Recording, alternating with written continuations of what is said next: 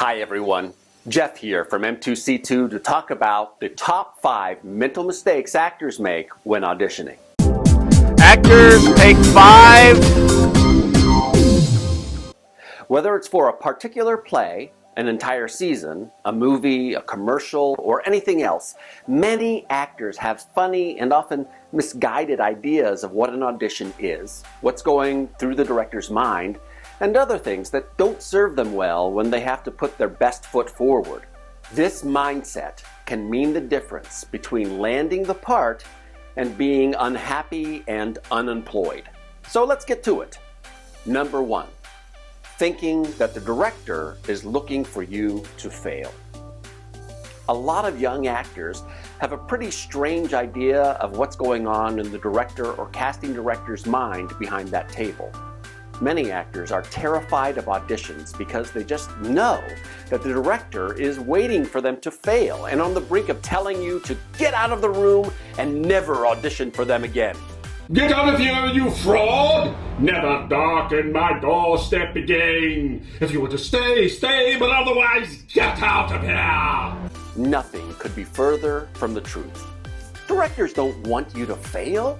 Well, some do, but those are bad people and we're not talking about them. Most directors really want you to succeed. Why? Because they have a vested interest in having as successful a show as possible.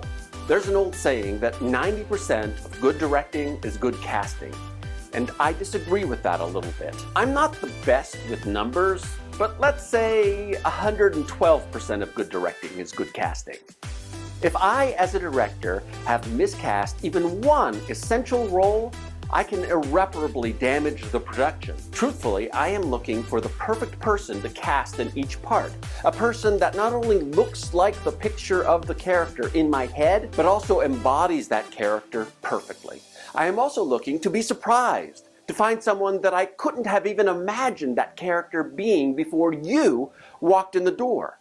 I am also looking for a miracle. The next superstar who will make my work better than it could have ever been without them. To sum up, this is what is probably going through the director's mind prior to each audition.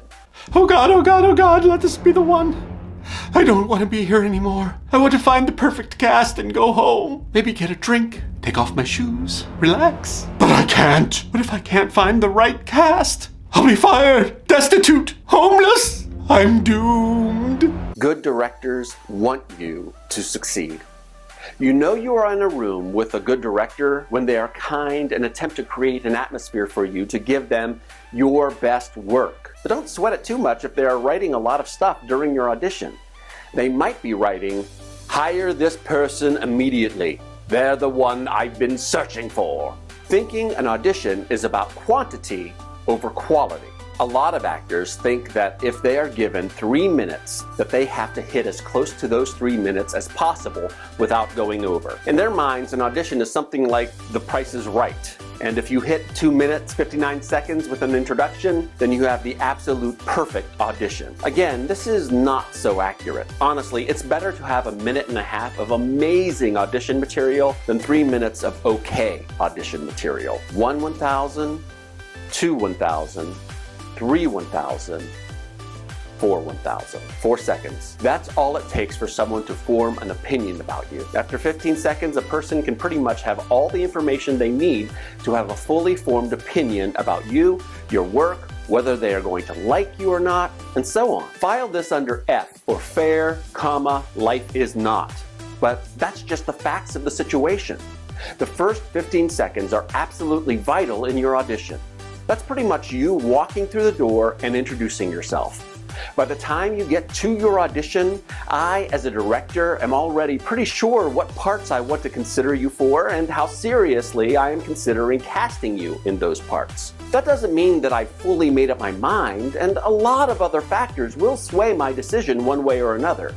Your headshot, your resume, whether you've worked with anyone I know, and yes, to a large degree, your actual audition will have an impact on whether or not you are called back and eventually cast. But those first 15 seconds, a lot of good can happen in that time, as well as a lot of bad. So make sure that when you are walking into that room and introducing yourself, that you are truly making the best impression you can. Thinking of an audition as a competition. This one is pervasive even in older actors sometimes, so please listen carefully. Auditions are not competitions in which the biggest part goes to the best actor, the second biggest part goes to the second best actor, and so on down the line. This is simply not how casting works, and the sooner you disabuse yourself of this notion, the sooner you will be a happier actor and person. Casting is not meant to be a commentary on anyone's talent. Auditions are a showcase in which you present yourself as an option from which the director can choose their cast. Your job isn't to beat anyone, your job is to do your best, play the part as truthfully as you can, and go home. It's about finding the best fit for each given role in the project.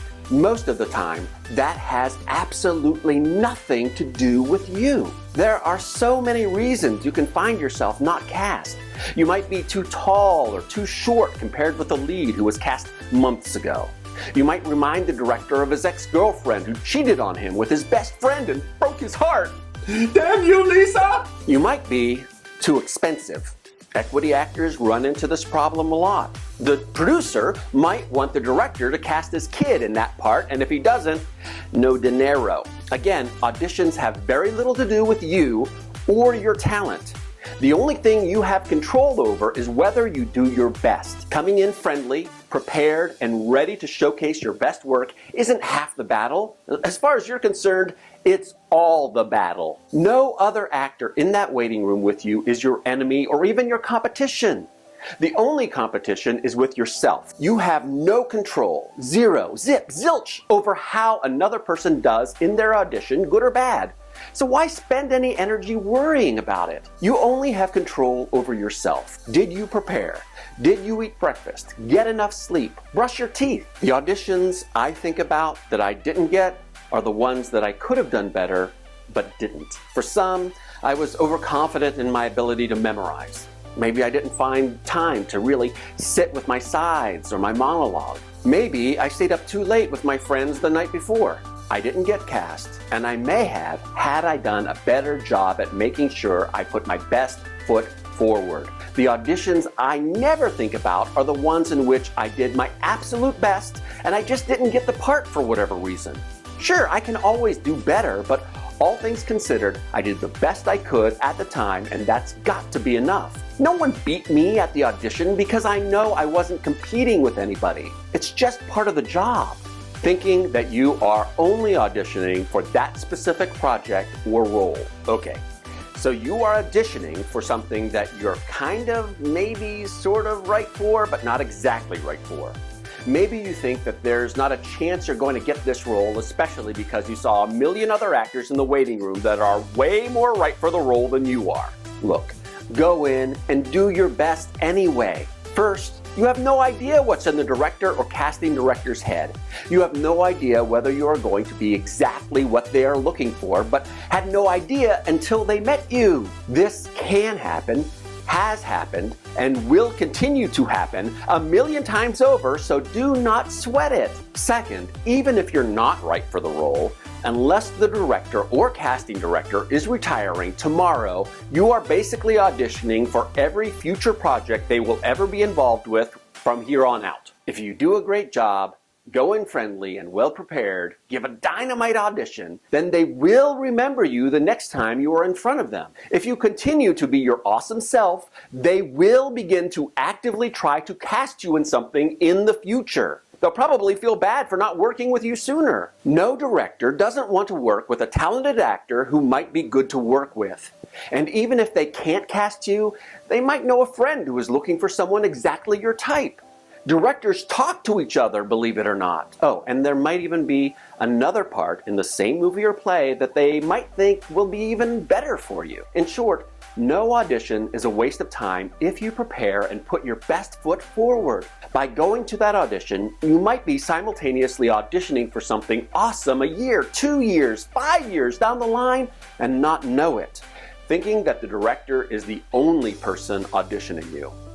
The biggest mistake you can make as an actor is thinking that the audition only starts when you begin your monologue in the audition room. Please, listen to me now. Your audition begins in the parking lot. Once you step on the property where the audition is being held, the chance of running into someone who has a say in whether you get cast or not is extremely high. Casting directors love to tell stories of the times they were, or the client was, sitting in the waiting room for some reason, and some actor was being a fool, trying to intimidate them, being openly arrogant or some nonsense or other, and then that same actor found themselves on the other side of the table from them, sweating bullets because of how they just behaved in front of the person in charge of casting them. Hilarious, right? Think you can be mean to the receptionist with impunity? Wrong. The casting director will often talk to them to ask them how you behaved in the waiting room. Do you really want the receptionist talking about you as the gross guy who was hitting on her the whole time? Think you can be a jerk to the other actors waiting with you? Maybe intimidate them or give them misinformation like you see on TV? Go ahead and try, but today's actor might be tomorrow's director, and if you screw someone over, they will remember you if you ever end up auditioning for them. You just blew a job because you thought that person didn't matter. Look, in theater and film, everyone matters. If you get a reputation for being a jerk, whether to an intern or to a producer, that rep will follow you and cost you work. Don't do it. Be nice to everyone. Nice guys finish first in showbiz. So that is my 5 mental mistakes actors make when auditioning. Did I miss something? Do you agree with my 5? Let me know in the comments. Don't forget to like and subscribe, and we'll see you guys later.